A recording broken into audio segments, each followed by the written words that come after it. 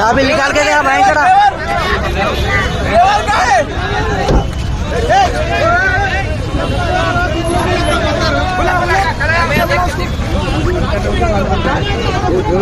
Patidar road पर RTA अमले की सख्तियों, जारहाना कार्रवाइयों से नाला ऑटो टैक्सी ड्राइवर्स के अलावा राहगीरों ने उनकी पिटाई कर दी। ये वाकया ताखिर से रोशनी में बताया जाता है कि आरटीए अमले की जानिब से चेकिंग तनखी की जा रही थी कि इस दौरान उनमें किसी मसले पर बहस तकरार ने जारहाना रुख इख्तियार कर लिया।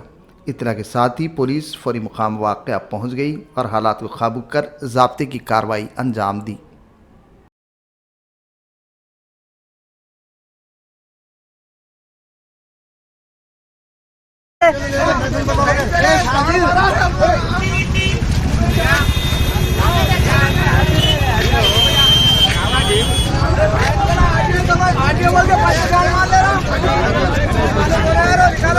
चाबी निकाल के दे भाई करा।